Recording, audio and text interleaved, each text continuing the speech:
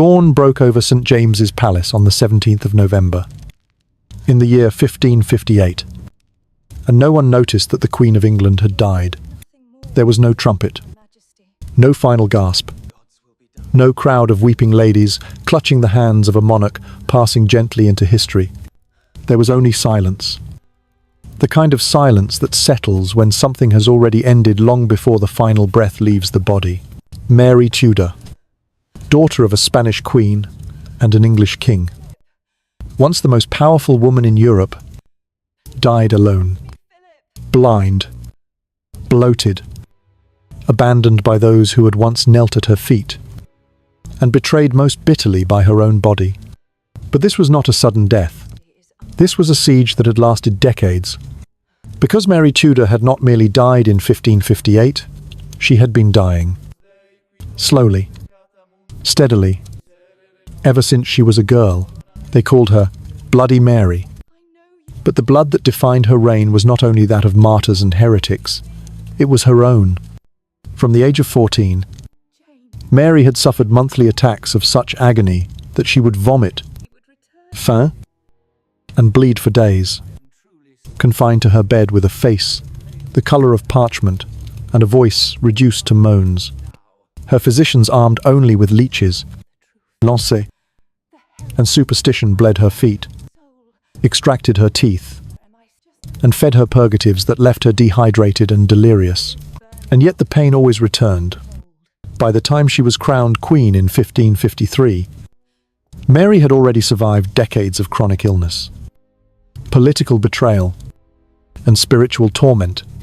She was not a queen who came to power whole and invincible. She came to power already broken, and determined to restore herself through faith, blood, and the one thing her father had denied her, a legacy. And so began the 5 years of her reign. 5 years of fire. 300 Protestants burned at the stake for refusing to return to Catholicism. Priests returned to their pulpits. Altars were rebuilt. Latin rang through England's churches once more. But beneath the triumph of holy smoke, Mary was deteriorating. She married Philip of Spain in 1554. Not for love, but for what he could give her: a son, a future. Her body responded with swelling, with cravings, with phantom kicks in the womb. The court celebrated, but there was no child. Only a tumor in her brain, pressing against her pituitary gland, flooding her blood with false signals, tricking her into believing that she carried the heir of England.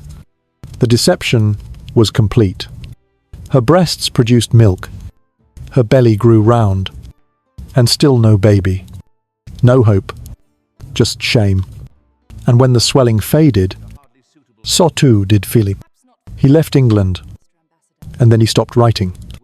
By the summer of 1558, Mary was 42 years old, and in agony. Her abdomen was once again swelling. But this time, it was not from hormones, it was from cancer. The pain was constant, grinding, a knife in her side with every movement. Her skin turned yellow, her eyes pulul, her voice dropped into a deep rasp, and her court, sensing the inevitable, began to vanish. One by one, her ladies and lords slipped away, some citing illness, others without excuse. Her most loyal servant, Jane Dormer, remained by her side. But even she could see the abandonment spreading through the palace like rot. Elizabeth, the Protestant sister she had once tried to keep locked away, was waiting quietly at Hatfield, receiving secret visits from Mary's courtiers, who now scurried to pledge their loyalty to the rising sun. Even Mary's own physician began making trips to Hatfield, returning only out of duty, or guilt, or both. As Mary's body filled with fluid and her skin broke out in lesions, her mind began to blur. She could no longer recognize faces. She called for her mother, who had been dead for over 20 years. She asked for her former governess, Margaret Pole, who had been executed by her father, and most painfully of all, she asked for Philip. The women surrounding her lied with practiced softness. He is coming soon. Your Majesty. But Philip had already written to his sister in Spain, referring to Mary in the past tense while she still breathed. She was dead to him long before her body gave out. By the beginning of November, Mary was blind. The cancer had likely pressed against her optic nerves. And now, the once proud queen who had marched through London in crimson robes could not see the faces that surrounded her bed. Her liver failed. Her kidneys stopped functioning. Her extremities turned blue, and still she was awake. Tudor medicine had no pieties. No morphine. No relief. Her only comfort was wine laced with herbs that did little to blunt the agony. And through it all, she remained conscious. She felt every moment. She felt herself rotting from the inside. 4 days before her death. She smiled. Jane Dormer, sitting beside her, wrote that Mary turned her head to the empty corner of the room and whispered, "Do you see them?" When asked what she meant, she replied, "The children, little angels." And perhaps, in that moment, something in her pain-stricken brain offered one final mercy, a vision of the children she had never born, a hallucination. Perhaps the last gift of a God she had clung to even as everything else collapsed.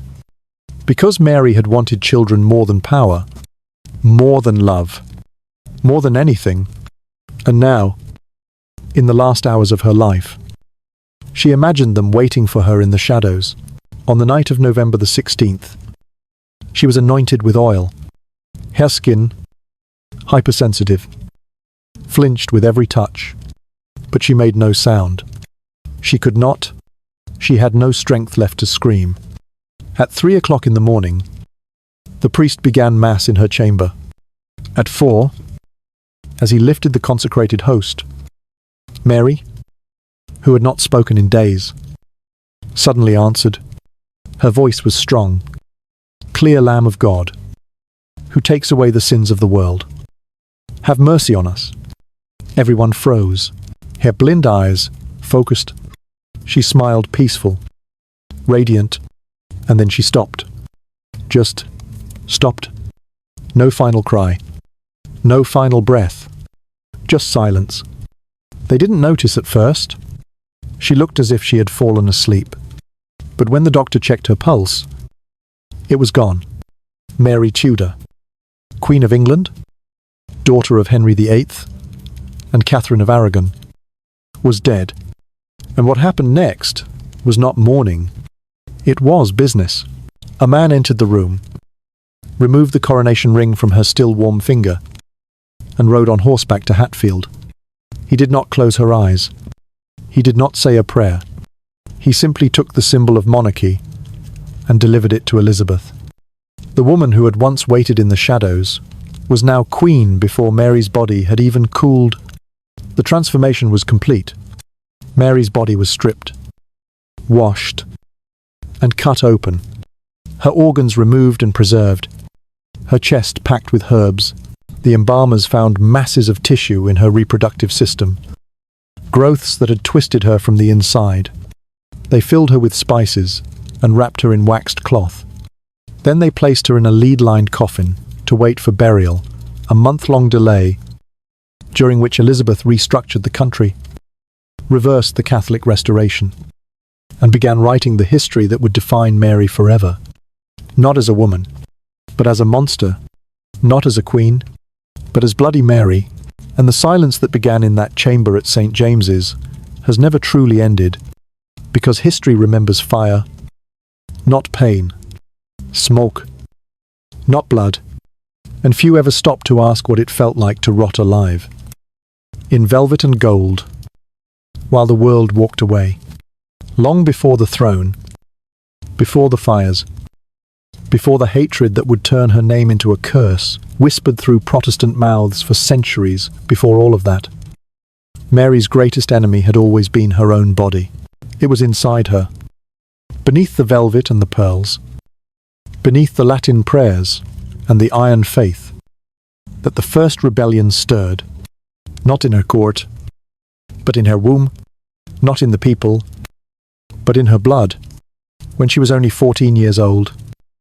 A girl, still trapped in the corridors of her father's monstrous moods. Her body began to betray her, and unlike the political adversaries she would one day face, this enemy could not be exiled or executed. It would stay with her, grow inside her, deepen its roots, and in the end, it would claim her not suddenly, but in the slow, suffocating way that makes agony feel like routine. The earliest signs were seen in whispers that the young princess would be absent from lessons for days, confined to her bed, pale as milk, trembling with fever and nausea. The court doctors, steeped in medieval superstition, called it the woman's curse. They believed it was natural. They believed it was divine punishment for Eve's sins. They believed it could be cured by marriage. But what Mary suffered was not ordinary. Every month, she bled so heavily that her linens had to be changed hourly. She fainted without warning. Her abdomen bloated and twisted with a pain that made her vomit and cry out for her mother. Even after Catherine of Aragon was banished and the girl left alone, her inheritance stolen, her legitimacy questioned, they tried to fix her with hot oils, with bleeding, with laxatives, with prayer, but no one called it what it was because they did not know. Now, century later, we name it easily endometriosis, a cruel disease in which the tissues meant to line the uterus begin growing in all the wrong places on the ovaries, the bladder, the bowel, the abdominal wall. Every month, those tissues swell and bleed, just like the womb does. But unlike the womb, they have nowhere to go. The blood stays trapped, building cysts, inflaming nerves, creating scar tissue that binds organs together in a slow, tightening noose. And for Mary, this pain was not seasonal. It was not rare. It was constant. Every moon cycle, it arrived like a ghost with fingernails. By the time she reached her 20s, her body had already become a battleground, and the war would only grow worse. She became queen in the year 1553. Already exhausted, already hollowed out, but with the crown came something else, hope. Because now she could marry. Now she could do what her mother had tried and failed to do, give England a Catholic heir. When she married Philip of Spain, in the year 1554, it was not only for politics or alliance or peace. It was for the chance to create life, to give birth to a prince, to prove her legitimacy not with words, but with blood and bone. And when her stomach began to swell, when her breasts grew tender, when she felt the fluttering of something deep within, she believed, the court believed, the nation believed, but it was a lie. There was no child. There never had been. Instead, nestled behind her eyes, in the shadows of her skull, was a tumor small at first, no bigger than a bean, perched on her pituitary gland like a spider waiting in the web of her nervous system. It released hormones in a steady trickle, flooding her body with prolactin, the hormone that prepares the body for motherhood. Her womb swelled, her glands activated, her breasts leaked milk. Her skin glowed, her mind bloomed with visions of the future, but the future never came. After 9 months, the belly flattened, the milk dried, the pain returned. There had been no baby, only betrayal. This phantom pregnancy, what we now call a pseudocyesis, broke something inside her. But worse still, it returned. In the year 1557, it happened again. Her Abdomen zwellt, her back ached. Her appetite changed. She even felt what she swore were tiny movements, kicks from a baby that did not exist. The courtiers, once excited, now hesitated to celebrate. They remembered the last time, but Mary insisted. "It is the Lord's will," she said. "He has heard my prayers." But again, the belly collapsed, and with it, her chances. Her body was no longer a vessel of salvation. It was a tomb filled with illusions. And yet she still bled, still mooned, still walked hunched beneath the weight of something that refused to be born or removed or healed. The endometriosis had worsened. Her lower organs, once pliant and pink, had become sites of hardened growth. Her ovaries were likely encased in fibrous tissue, her uterus pulled and knotted by adhesions, and then, sometime between the years 1557 and 1558, something changed. The swelling came again, but it was different now. It did not rise and fall like before. It hardened. It refused to subside, and it brought with it new horrors: fluid in the abdomen, yellowing of the skin, difficulty breathing, a sense of weight bearing down from within. It was not hormonal anymore. It was cancer. The medical minds of the 21st century believe it was ovarian.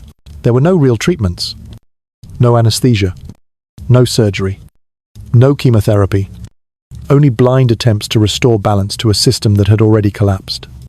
They drained her stomach. They opened her veins. They offered wine mixed with herbs.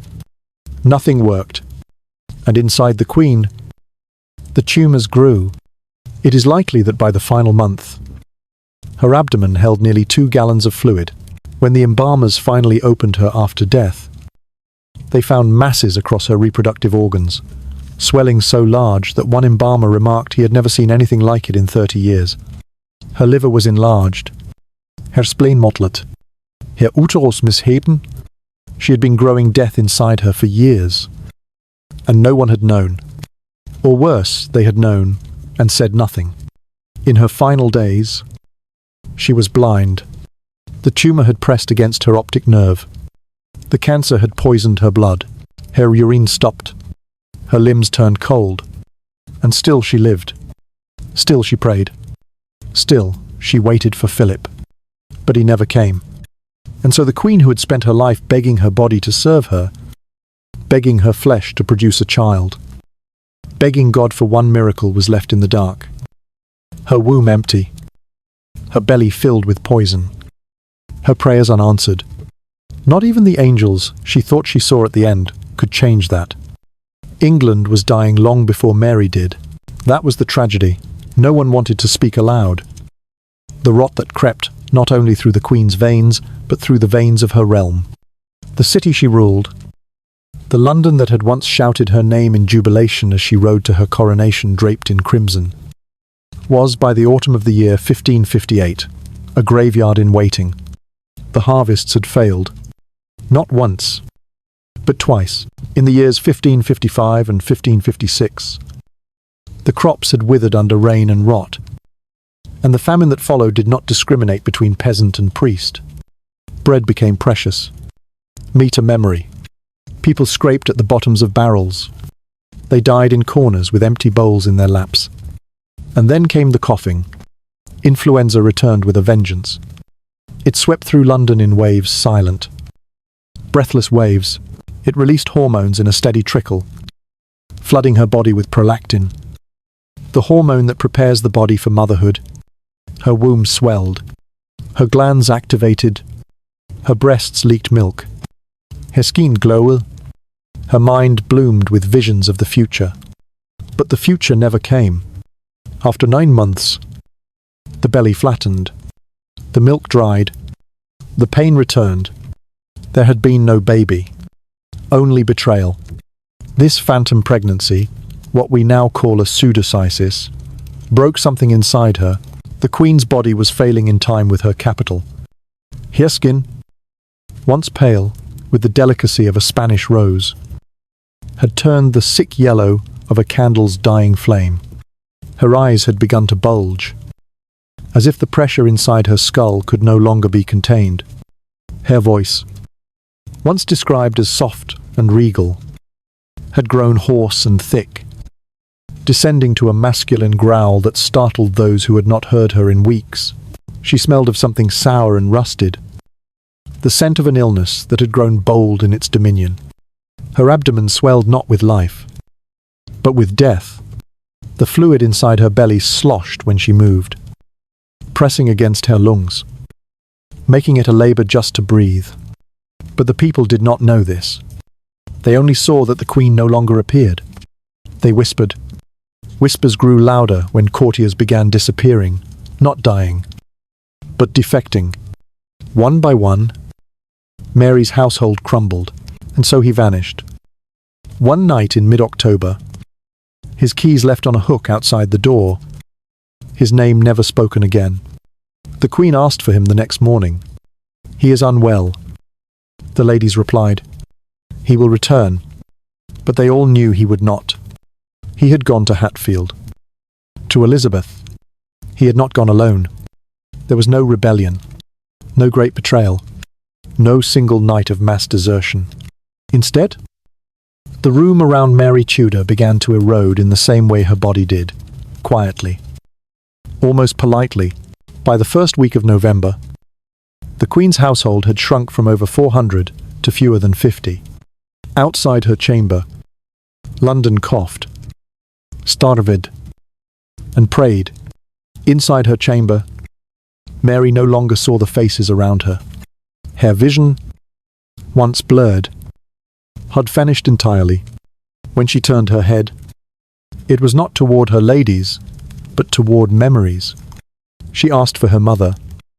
Long buried, she called out to the Lady Margaret Pole, her former governess, executed by her father when Mary was still a teenager. She believed she heard them. She believed they were coming. And perhaps, in that room, they were. But while Mary drifted between hallucination and lucidity, her court burned quietly behind her back. It was not fire from heretics that lit the way now, but the friction of power changing hands. The nobles no longer spoke of her. They spoke of Elizabeth. Couriers were seen leaving St. James's in the night, cloaked in haste, arriving at Hatfield with bowed heads and folded hands. They pledged themselves to the woman Mary had tried to erase, the sister she never wanted to name, and Mary blind, bloated, and broken was the last to know. Even Cardinal Reginald Pole, the great architect of her Catholic restoration, was dying. Across the Thames, in Lambeth Palace, he burned with his own fever. The plague did not care for titles. It did not care for robes or rings. It ate clergy and queen alike. His secretary recorded that the cardinal spoke of light and music, visions not unlike the ones Mary described in her final days. They were both slipping away, and with them, the last fragile threads holding together a vision of England that no longer had the strength to stand. What was left of the Queen sat in shadow. She no longer bathed. Her skin could not tolerate water, and the smell of rot rose from her gowns like incense. She no longer changed her linens daily. There were not enough hands. Her bed was often damp with sweat and sometimes with fluid that leaked from her abdomen through cracked, ulcerated skin. Her legs swelled until her shoes could no longer fit. Her fingernails turned purple. And yet, through all this, she did not cry. But she asked for Philip. Every day. She asked for her husband. She had written him dozens of letters over the past year. She had begged, pleaded, promised. But Philip did not come. He was in Brussels. He had not replied in months. When he did speak of her, it was in past tense. His mind was already in England's future, a future that would not include her. And Mary, alone in her dark chamber, waited. Her ladies told her he was on his way, that he would arrive any day, that he had been delayed, that his ship had been caught in fog, that he still loved her. And still, she waited. The people of London did not rebel. They did not rise in anger. They simply moved on. When Mary died, there would be no mourning in the streets. But in those final days, there was something stranger pity, even among those who had cursed her name, who had condemned the burnings, who had hated the Spanish match. There was a softening, because what they saw, or what they heard whispered from palace walls, was not a tyrant, not a queen, but a woman who was dissolving before she had ever truly ruled. A woman who had fought her own body for 4 decades, A woman who was still asking for her husband as her mind collapsed. A woman who still clutched her crucifix with cracked fingers. Who still mumbled Latin prayers through rotting teeth. Who still believed that if she could just endure a little longer, God would reward her with peace. But peace did not come. Not yet. The city burned with fever. The palace emptied. The Queen drifted in darkness. And England, already turning its face to Elizabeth, let the final days of Mary slip quietly into the fog. It did not happen all at once. There was no moment of dramatic collapse. No scream of sudden darkness. Her vision did not vanish like a candle blown out, but rather faded, like daylight retreating inch by inch into dusk. At first, Mary thought it was her ladies forgetting to draw the curtains. The room seemed dimmer. She asked for more candles. They lit them. Then she asked for them again. And again. But the light did not change. The flames still danced. But she could not see them. She leaned toward the candelabra. Blinking. The edges of the world had begun to melt. The outlines of faces softened into fog. And then, one morning in early November, she reached for a goblet that was no longer there and spilled wine across her lap. The silence that followed in the room was heavier than any prayer. Blindness had come to the Queen of England. The physicians examined her with trembling hands, pressing their fingers beneath her eyes, lifting her lids, asking foolish questions. "Can your Majesty see this? How many fingers do you notice the light?" But the answers were always the same. No. Nothing. Only shadows. In his final examination, Dr. Thomas Hewick recorded that the Queen had suffered full loss of vision in both eyes. A phrase etched in the medical records of the Royal College, as if it were a mere note, not the final undoing of a woman who had built her identity on unwavering clarity. Mary had always believed she saw the world for what it was: sinful, fractured, in need of redemption. She believed she had inherited the true sight from her mother, Catherine of Aragon, that fierce Spanish devotion that did not blink in the face of betrayal. And now, she could no longer see at all. The irony was cruel. Her eyes had once been praised in the courts of Europe, deep-set, intelligent, observant. She had used them like blades, cutting through the lies of courtiers, peering into the souls of ambassadors. She had stared down rebellion, suspicion, and doubt. And now, her eyes betrayed her, not only in function, but in appearance. The swelling in her abdomen, the pressure from the tumour, and the failure of her liver had all conspired to warp her face. The whites of her eyes turned yellow with jaundice. The pupils grew cloudy. The sockets themselves began to bulge slightly, as though her skull were trying to expel them. And yet, in those final days, she insisted on facing whoever entered her chamber. She turned her blind eyes toward the sound of footsteps. She listened. She guessed. She spoke as if she still saw. But everyone in the room knew the truth. At first, they tried to spare her dignity. They moved more quietly. They did not shift furniture. They announced themselves softly when approaching. But Mary, sharper in mind than they expected, caught their hesitations. She asked for Jane Dormer, her most faithful lady, and demanded to know who had just entered. When Jane replied, Mary shook her head. "No," she said. That was not her gait. She could still recognize people by the sound of their steps, the rhythm of their breathing, the smell of their perfume. But as the illness worsened, even those senses began to falter. Familiar voices blended together. The air smelled only of sickness and rosewater. The world became a blur, not just visually, but spiritually. And so, she retreated into memory. She began asking for people who were long dead, not out of confusion, but as if they were expected visitors. "Send for my mother," she said one morning. "Tell her I am ready." Catherine of Aragon had been buried in Peterborough Cathedral for over 2 decades. When her ladies hesitated, Mary grew agitated. She must know. She insisted. She must see what I have become. The next night, she called out for Margaret Pole, the Countess of Salisbury, who had once been her governess and who had been butchered in the Tower by order of Mary's father, Henry VIII. She used to sing to me when I was afraid. Mary whispered into the dark. Why can't I hear her now? And then, most tragically, she called for Philip. Her voice softened when she spoke his name. No longer demanding. No longer queenly, just wounded. Has he arrived? She asked each morning. Is he waiting outside? The truth, the devastating truth, was that Philip had not replied to her letters in months. He had referred to her in the past tense while she still lived. He had moved on, his eyes fixed on the politics of the future, on alliances and heirs and Protestant queens who might serve him better. Mary's ladies knew this. The ambassadors knew it. Even her doctor had seen the letters.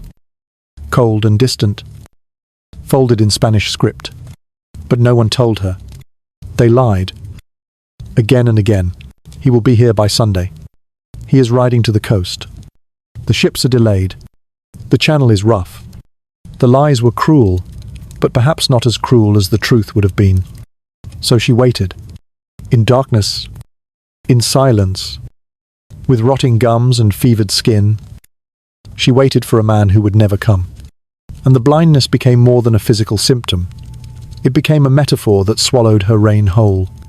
Mary had spent her life believing she could see what others could not, that God had given her the ability to distinguish right from wrong, heresy from truth. She had burned hundreds at the stake, believing her faith was fireproof. She had ignored the whispers in her court, trusting that righteousness would shield her. She had believed Philip loved her. She had believed England would become Catholic again. And now, blind, dying, alone, she began to understand how little she had truly seen. The court no longer came to her. They had already turned toward Hatfield. Elizabeth was rising. Her face appeared in conversations like a candle in a dark hallway. Her name, once forbidden, was now spoken openly, even in the Queen's own palace, and Mary's eyes clouded. Mind-fraying could not stop it. She knew, somewhere deep inside, that she had already lost. The war for England's soul had ended not with a rebellion, but with silence, and it was this silence that now surrounded her.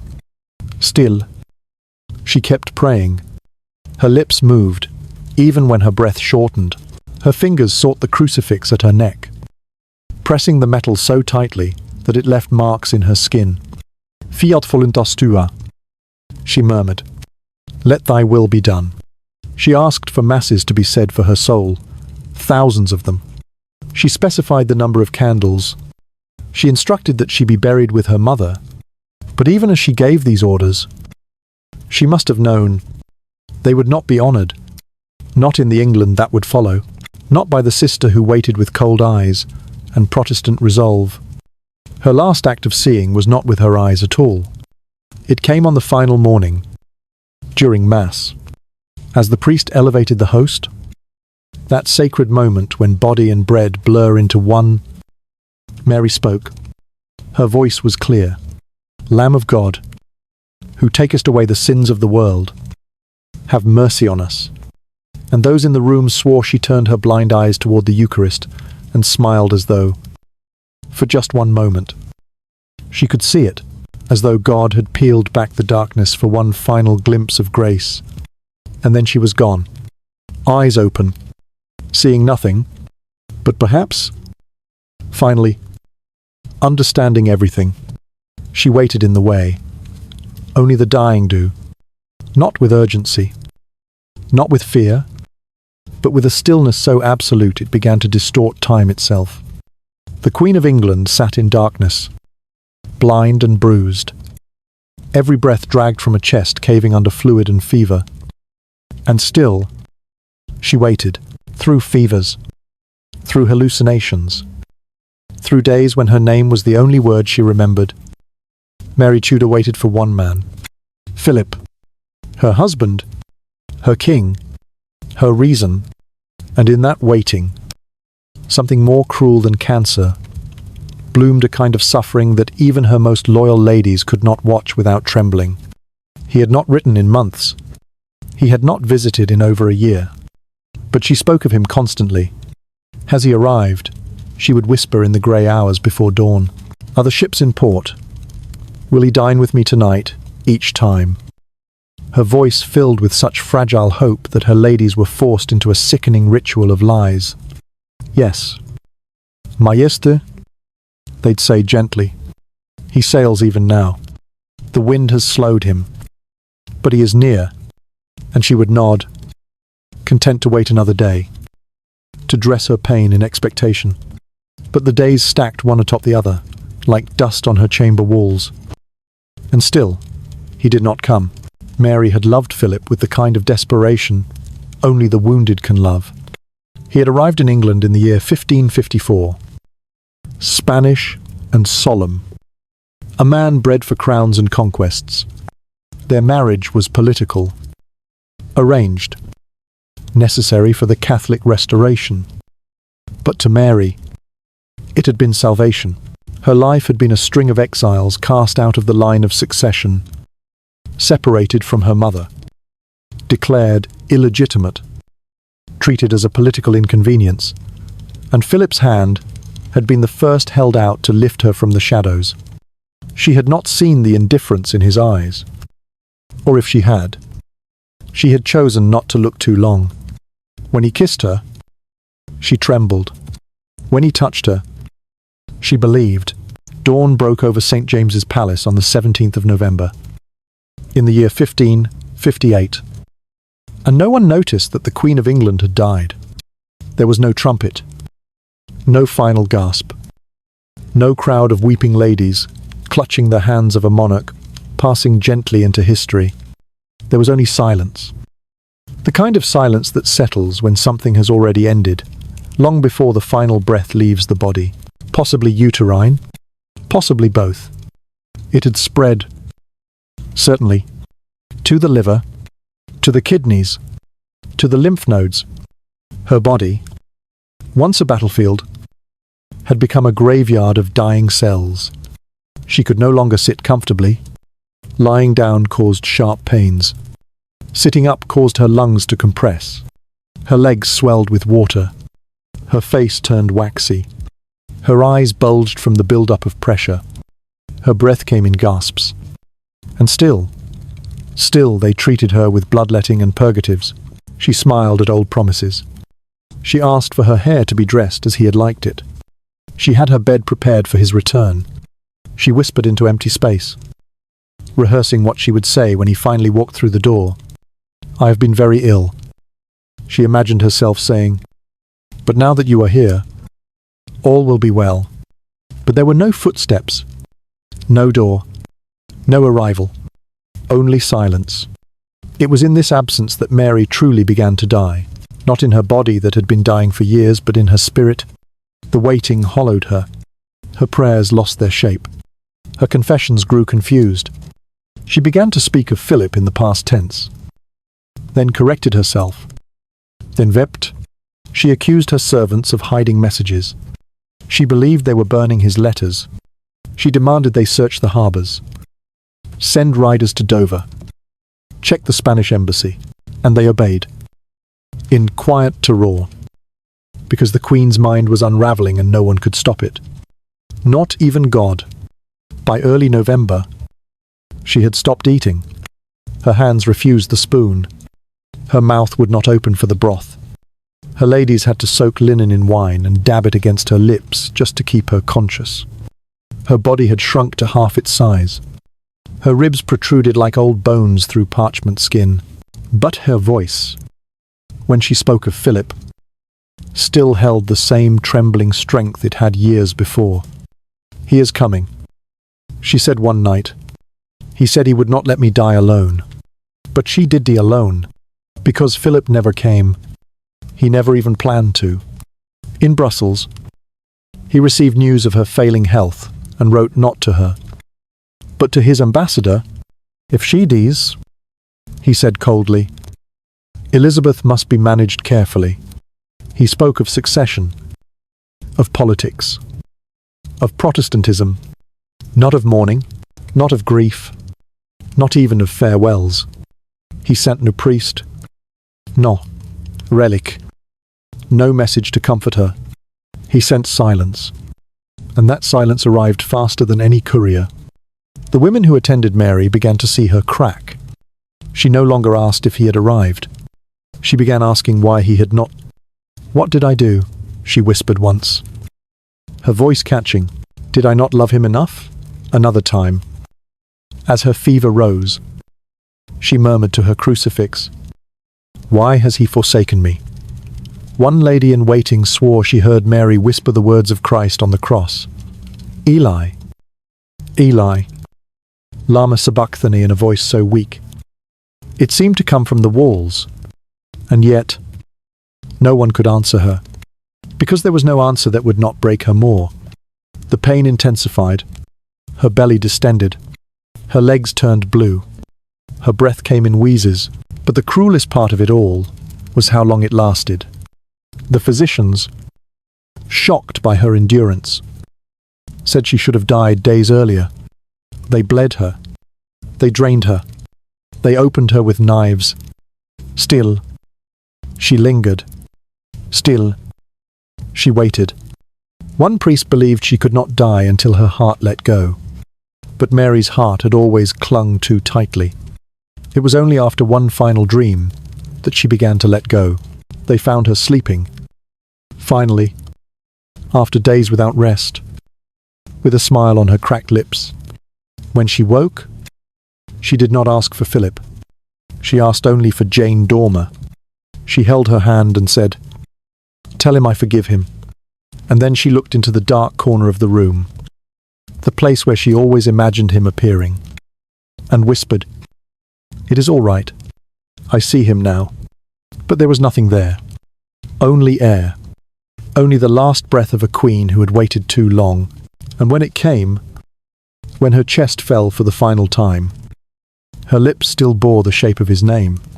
Philip. The ghost who never returned. The crown she wore had always been too heavy. But it was the absence of love that killed her. It began with the steward, a simple départure, barely remarked upon in the silence of the Queen's private apartments. He had been coughing. They said the influenza had touched his household. They claimed, better he take leave than risk infecting Her Majesty, possibly uterine, possibly both. It had spread. Certainly. To the liver, to the kidneys, to the lymph nodes. Her body, once a battlefield, had become a graveyard of dying cells. She could no longer sit comfortably. Lying down caused sharp pains. Sitting up caused her lungs to compress. Her legs swelled with water. Her face turned waxy. Her eyes bulged from the build-up of pressure. Her breath came in gasps. And still they treated her with bloodletting and purgatives. A lady's maid did not appear for her shift. A secretary stopped delivering reports. The musicians, once posted outside her chamber to play soft airs, were reassigned to other duties and never returned. By the time November arrived, the Queen of England, once surrounded by hundreds, now sat in a palace that echoed. The halls were quiet, the corridors cold. The clatter of court life had died away, and in its place remained only ritual mass, murmured prayers, the sound of the fire sputtering, and the rasp of her own breath. They had all promised they would stay. Some had sworn it aloud, clutching her hand in the days when she still walked unaided. "We will never leave you. Majesté," they had said, lips trembling, faces full of practiced sorrow.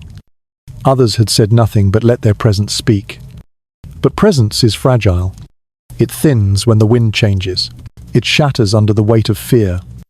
And now, with Mary rotting in her own bed and Elizabeth's star rising, presence had turned to absence. Even her physician began to leave.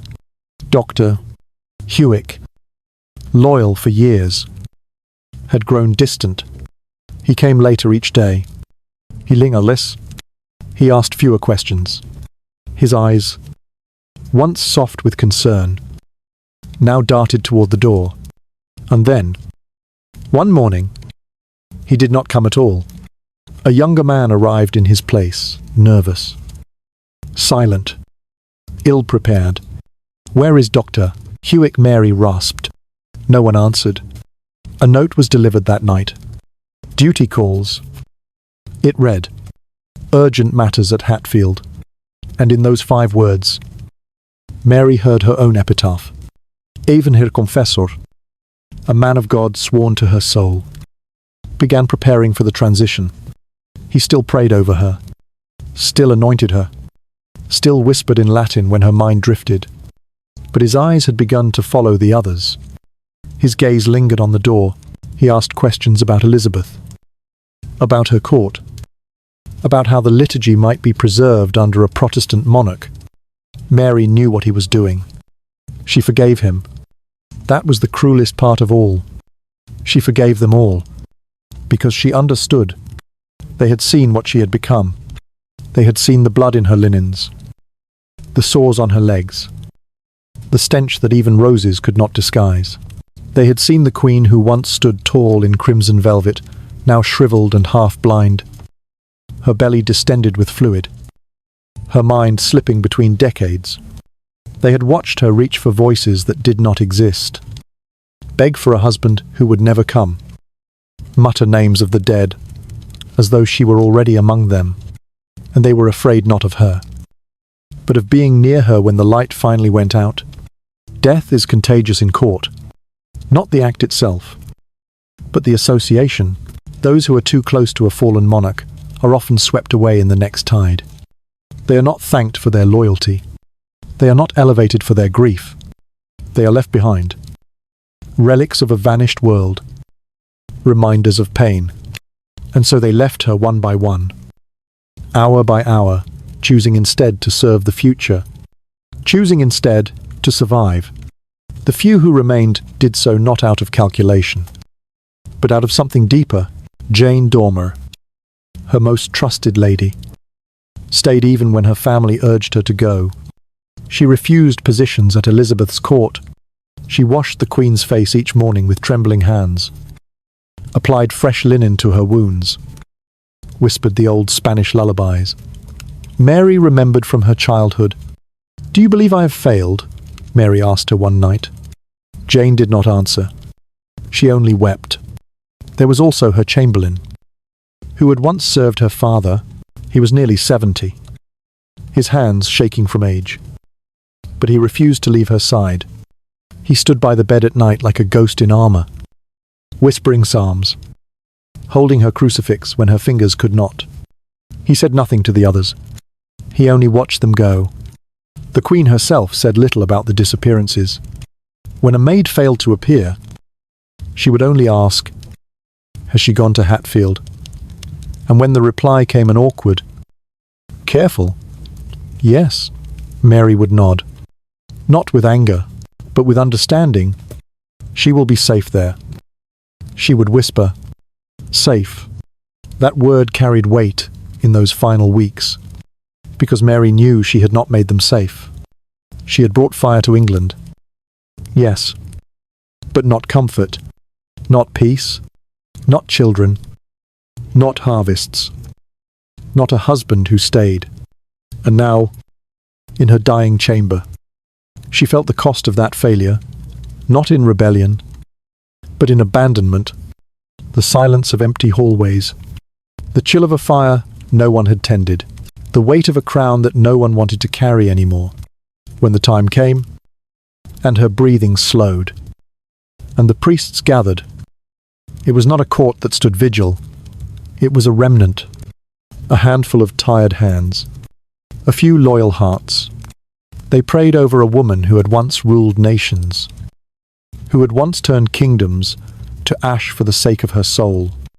Now, she lay still, her eyes unfocused, her lips cracked, her face sunken, waiting to die in the company of those who had not yet found the door.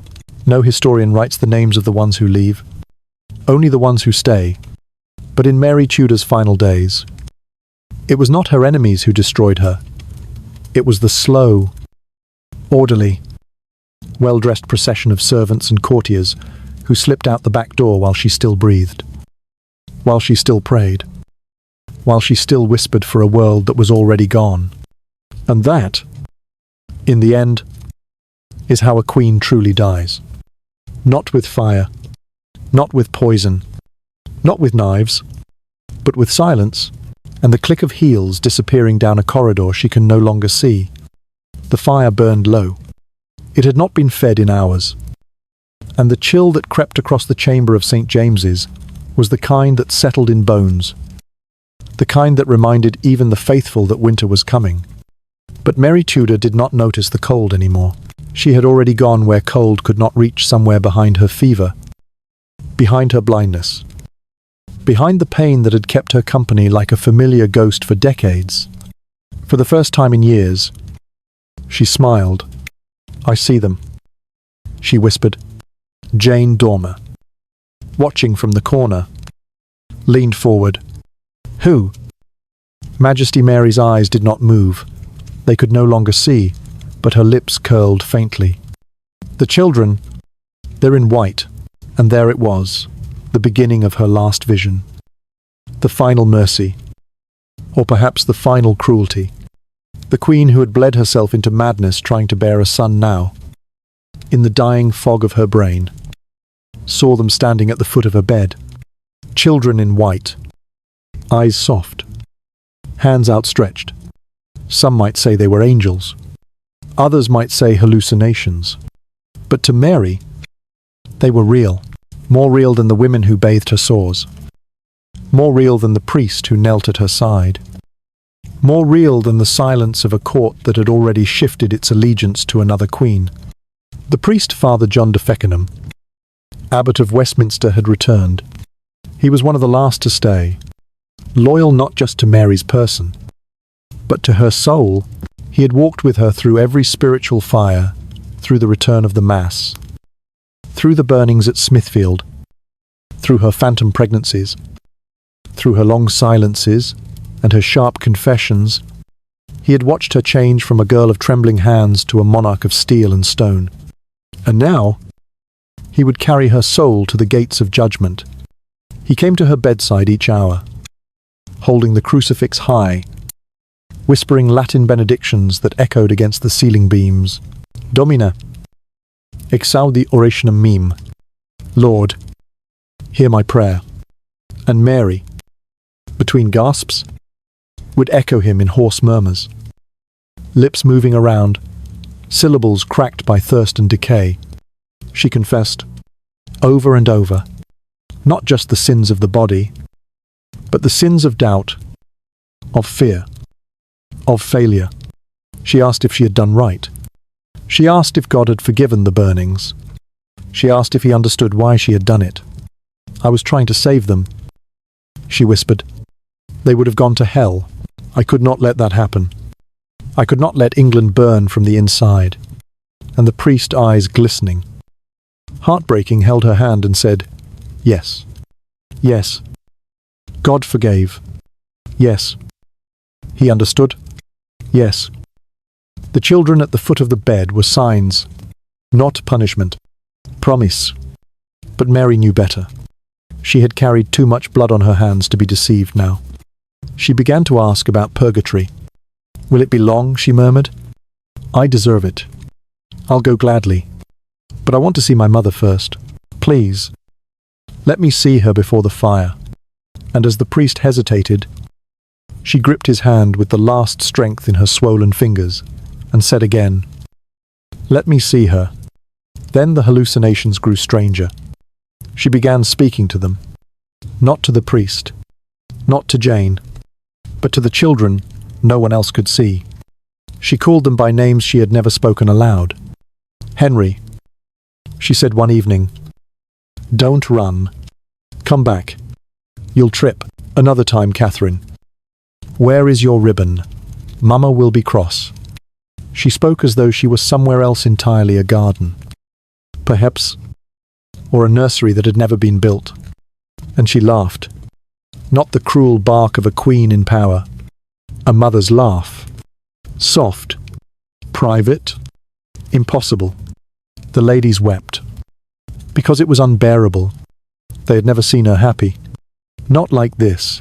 It was as though the fever had peeled away all the burdens of her life, her throne, her husband, her barroom, her exiled childhood, and left only the girl who once believed in love, who once believed that obedience would be rewarded, who once believed that pain was a ladder to heaven. But the visions came at a cost. With every child she saw, the real world dimmed further. Her breath became shallower. Her skin turned yellow at the edges. The ulcers on her legs, once hidden under layers of linen and velvet, had now opened to the air. They bled slowly, continuously, and yet she did not cry out. She had gone somewhere. The pain could not follow. On the 12th of November, Father Feckenham began preparing the rites for the dying. It was earlier than he had hoped. He had thought she might last another week. But the signs were clear. Her feet were cold, her pulse weak, her mouth full of foam. When he anointed her that evening, the oil barely absorbed into her skin. It sat there, glistening, thick like wax. She made no sound, only turned her head slightly toward the crucifix and moved her lips, trying to say something that no one could hear. The next day, she began her last confession. It lasted nearly 3 hours. She asked to be left alone with the priest. Even Jane, who had not left her side for a month, was dismissed. What was said in that room has never been recorded. The priest emerged pale, trembling, unable to speak. Some say she confessed to things that had never been printed in any chronicle. The terror she had felt in her father's court. The hatred she had harboured for Anne Boleyn. The longing she had once felt for Elizabeth's quick wit. The jealousy. The guilt. The nights of agony spent with bleeding thighs and empty arms. Others say she simply wept. That the Queen of England, the first crowned queen regnant in her own right, died not as a monarch, not as a martyr, not as a monster, but as a woman frightened, exhausted, and longing for the childhood that had been stolen from her. That night, her fever rose so high, the women could not touch her. She moaned and shivered and gasped, calling names in Spanish, in Latin, in the broken dialect of her early years.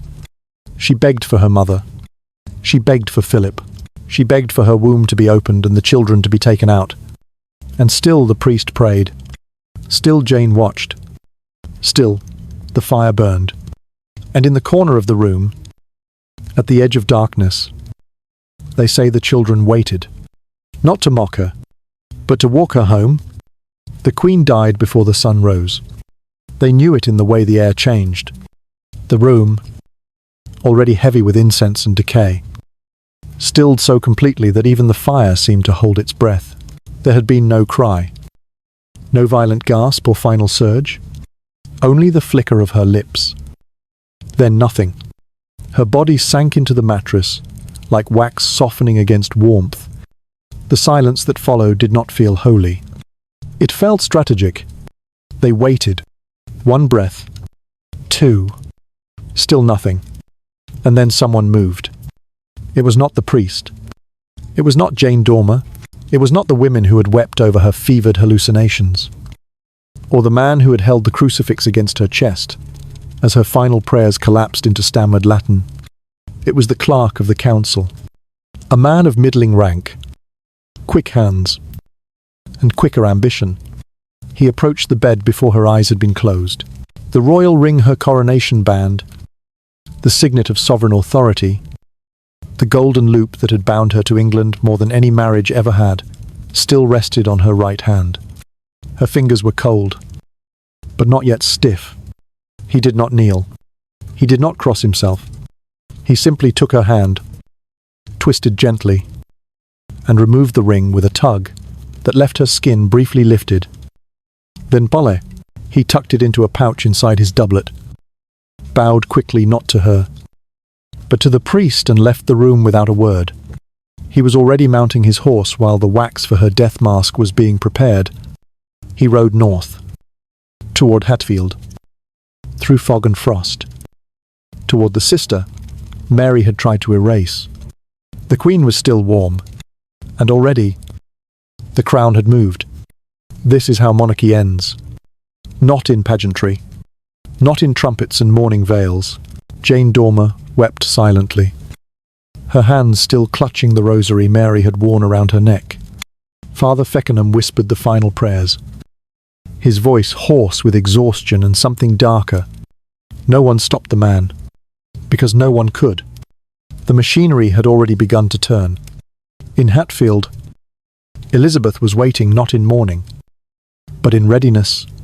She had been preparing for this moment her entire life. Her enemies had called her bastard. Heretics had called her saviour.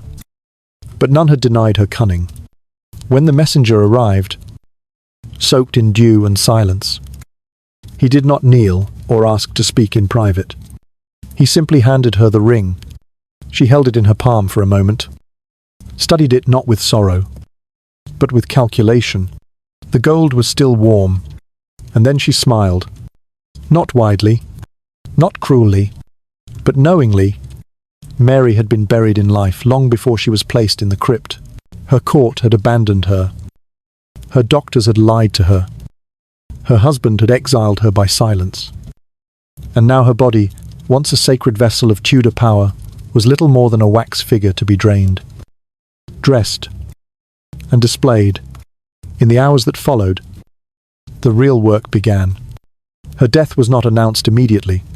There were documents to prepare, alliances to protect, loyalists to convert. Her body, untouched for a day, was finally prepared by embalmers who wept not for her, but for the stench. They slit her from navel to breastbone to remove the organs, many of which were already black with rot, and stuffed the cavity with herbs and sawdust. Her skin was rubbed with oils, her mouth sewn shut, her eyes glued, her limbs bound to prevent curling. She was encased in waxed cloth and laid into a lead-lined coffin that smelled of iron and lavender. No one prayed over the coffin. They had already prayed enough. The court had moved on. The next day, Elizabeth was formally proclaimed Queen. Trumpets did sound then. Yes, but not for the dead. The city bells rang not for requiem, but for coronation. The people of London, who had once lit fires for Mary's reign, now lit them to celebrate her absence. They wore white, not black. They danced in the streets. They shouted the name of the woman Mary had once imprisoned as a traitor, and no one mentioned the body still resting in the darkened halls of St. James's. For nearly a month, it remained there, rotting, waiting. There was no funeral. Not yet. The embalming had failed. Despite the herbs, the wax, the wrappings, the heat of November kept creeping into the coffin. The royal physicians insisted she remain sealed. No open casket. No viewing. Only procession. They dressed her coffin in purple velvet and golden trim. They mounted a wax effigy on top, lifelike, glowing, almost smiling. And when the time came to move her, the people did not follow out of grief. They followed because they had to. Because she had been queen, because propriety demanded it, Elizabeth did not attend the funeral. She remained at Whitehall, draped in white mourning robes that looked suspiciously bridal. She had already begun rewriting the kingdom. Mass was suspended. Latin was banned. The priests who had held Mary's hand were dismissed, replaced by Protestant ministers who did not speak her name. And beneath all this, in a coffin beneath Westminster, the Queen Mary had once been, was slowly forgotten. But the ring, that stolen ring, remained. Elizabeth had it remade. The stone replaced. The inscription changed. It no longer bore the image of the Virgin Mary, as it had in Mary Tudor's reign. It bore the Tudor, Rose her rose. The circle had closed, and the woman who had bled, burned, and begged for an heir had become nothing more than a memory buried beneath the symbols of the sister who had outlived her. The last indignity was not the abandonment. It was not the blindness. It was not even the decay. It was that her reign ended with the soft click of gold slipping off her finger, and the gallop of hooves carrying it away, when the last prayer faded, and the velvet curtains were drawn across the stone choir of Westminster Abbey. There was no echo left for Mary Tudor. The Queen who had lit England with fire and faith was buried with no husband beside her, no child behind her, no sovereign successor to carry her name forward. She was not laid to rest as a mother of a dynasty, nor as the founding queen she had hoped to be. By then, the country had turned. Latin had vanished from the churches. Protestantism rose like smoke from every chapel, every pulpit, every schoolhouse. The masses she had begged to be sung for her soul were never ordered. The thousands of candles she had asked to be lit were never bought. The priests who would have carried her name into the afterlife were dismissed, exiled, or worse, the inheritance she had bled for had turned to ash before her coffin ever cooled. She was buried beneath marble, beneath gold, beneath weighty phrases carved by hands that did not love her. But more than that, she was buried beneath a sister who would define her legacy in silence. She was buried beneath Elizabeth. The tomb, when finished decades later, bore only one effigy, that of the sister who had outlived her, outshone her, and rewritten her memory like a psalm, rearranged to suit a new god. And the England she had tried to save no longer remembered the woman who once ruled it. Her tomb became a footnote. Visitors came to see Elizabeth. They paused at the sculpture, admired the face, whispered about the Virgin Queen. Some noticed the inscription to Mary. Fewer read it. None stayed. Her story was too full of shadows, too full of pain, too full of unanswered prayers and unburied ghosts. And so, the silence began not only in the Abbey, but in the world beyond. The chronicles of her reign were rewritten. The fires she had kindled to restore the soul of England were now branded as tyranny. She became Bloody Mary, a figure of terror, of backwardness, of superstition and smoke.